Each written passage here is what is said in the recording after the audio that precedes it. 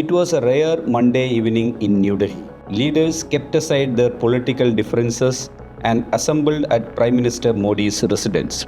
They were members of India's global outreach program that visited 33 countries after Operation Sindoor. They talked about their meetings in different nations. Prime Minister Modi tweeted that the country is proud of the manner in which the delegation members put forward India's voice. Congress leader Shashi Tharoor, who led one of the 7 teams, said that it was a good, lively and informal meeting. Certainly was very, very pleasant to all of us.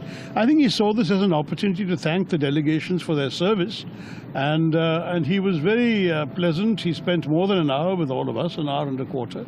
He walked around the lawn to different tables, talking to different groups of people. We all sort of chatted with him in a very informal way. It was not a formal meeting at all. There were no formal speeches, or even those of us who had given him our reports on the trip did not present those reports or speak to them particularly, but it was a good, lively, informal conversation. Anything specific he wanted to know or you shared with him? No, we all shared lots of things with him, and I'm sure that in the fullness of time some of this will be apparent. But one general proposition I've noticed is that in every country, people came back saying this was a very good idea, that countries appreciated having members of parliament come and visit them. And we all suggested we should make a practice of this more often, sending MPs to engage with legislators in other countries. And the Prime Minister certainly seemed to take that idea on board. It was his idea to begin with, but it was well received in other countries.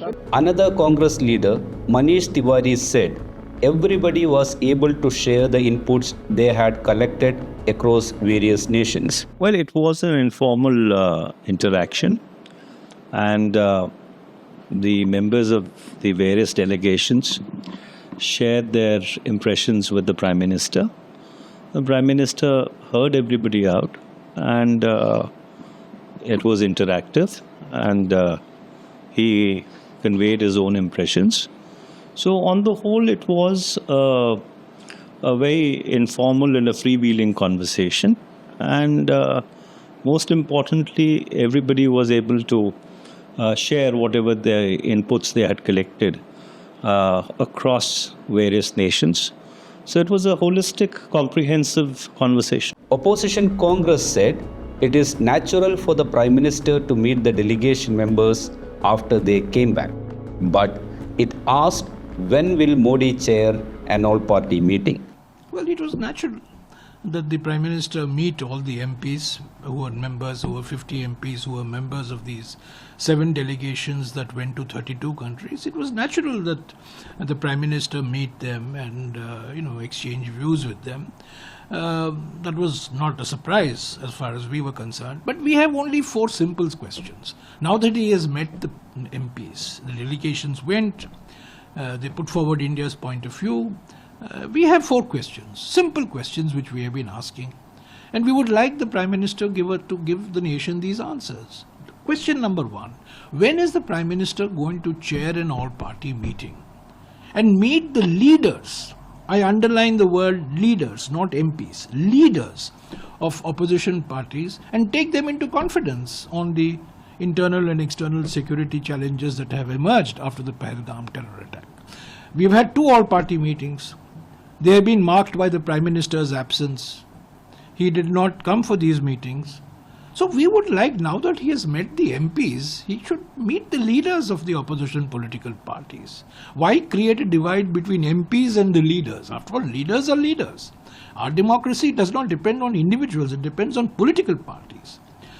So when is he going to have an all-party meeting, chair an all-party meeting, and have similar type of interaction that he had with MPs, with leaders of political parties? Leaders, not MPs.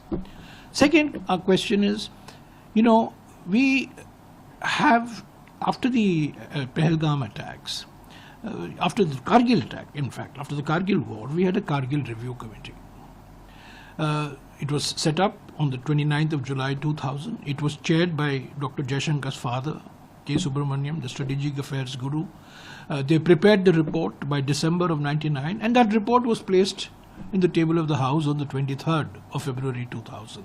Will there be a similar exercise to, particularly in the light of the CDS's revelations in Singapore, what he has said, very important things that he has said in Singapore, not in India, but he said it in Singapore. Will there be a review? Will there be an analysis? What is the future of warfare? What is the nature of the Pakistan-China linkage? What are the new challenges that we are going to face?